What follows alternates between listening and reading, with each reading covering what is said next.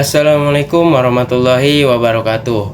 Alhamdulillahi nahmaduhu wa nasta'inuhu wa nastaghfiruhu wa na'udzubillahi min syururi anfusina wa min sayyiati a'malina may yahdihillahu fala mudhillalah wa may yudlil fala hadiyalah wa asyhadu anna sayyidana Muhammadan abduhu wa rasuluh amma ba'du la nabiyya ba'dah. Pertama-tama dan yang paling utama, marilah kita panjatkan puja dan puji syukur kehadirat Allah Subhanahu wa Ta'ala yang telah memberikan rahmat serta nikmat sehat walafiat. Dan kepada yang terhormat, yakni Bapak Dr. Adi Kusuma MSI, beliau adalah selaku dosen pengampu mata kuliah penulisan berita dan artikel. Kita doakan kepada beliau, semoga beliau selalu diberikan kesehatan oleh Allah Subhanahu wa Ta'ala. Amin. Amin ya rabbal alamin. Selalu diberikan rizki yang barokah, yang manfaat, yang melimpah. Amin amin ya rabbal alamin. Dan kepada teman-teman yang saya cintai dan yang saya hormati. Nah, dengan adanya saya membuat video ini, saya akan membuat learning journal. Learning journal itu adalah materi atau gagasan yang telah disampaikan oleh dosen. Nah, jadi materi yang akan disampaikan saya ini dari kelompok 2, penulisan berita dan artikel, yang berjudul Strategi Penyusunan TOR Peliputan untuk Berita dan Artikel di Media Massa. Baik, tanpa banyak cakap, langsung saja kita masuk ke materinya ya. Definisi TOR dalam konteks media massa. Nah, TOR itu Term of Reference, adalah dokumen perencanaan yang membuat landasan, tujuan, struktur proyek, serta perjanjian dan jadwal terkait.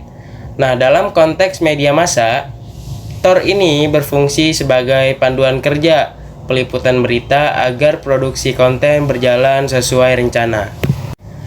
Nah, dari TOR ini biasanya disusun oleh tim redaksi dan berisi informasi seperti latar belakang, tujuan, visi proyek, serta data narasumber. TOR juga membantu wartawan dalam meliputan mendalam dengan menyediakan kontak narasumber dan panduan peliputan.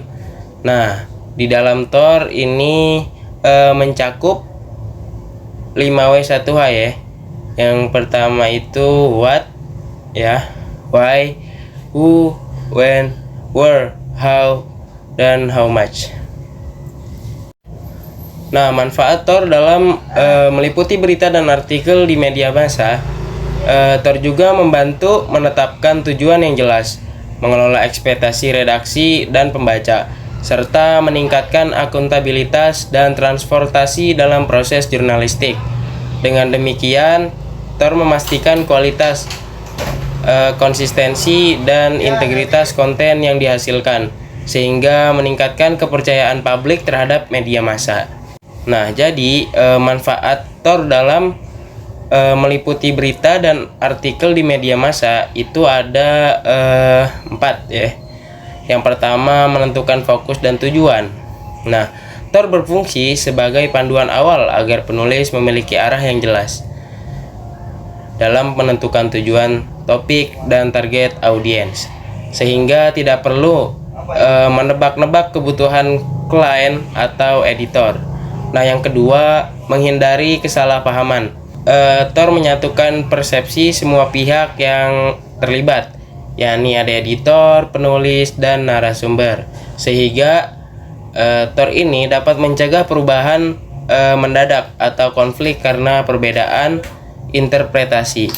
Dan yang ketiga, TOR ini meningkatkan efisiensi. Penulis bisa langsung merancang struktur tulisan dan riset secara tepat, menghemat waktu dan sumber daya dalam proses penulisan.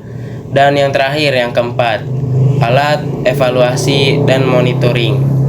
TOR membantu mengevaluasi hasil tulisan, apakah sudah sesuai dengan tujuan dan ruang lingkup, serta memudahkan kita untuk memonitoring agar tetap pada jalur yang benar. Dan materi yang terakhir, yakni langkah-langkah menyusun TOR untuk berita di media massa. Yang pertama, topik, menentukan tema besar peliputan yang jelas.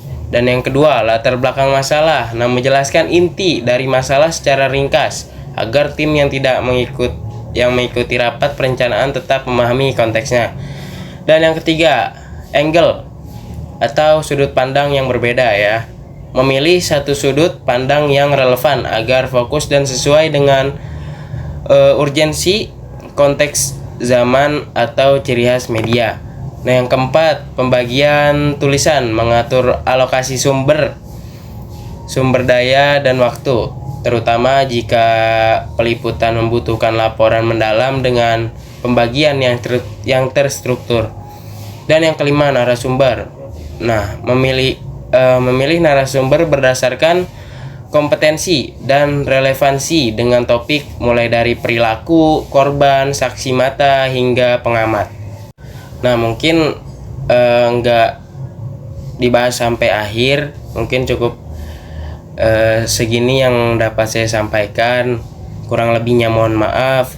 Wassalamualaikum warahmatullahi wabarakatuh.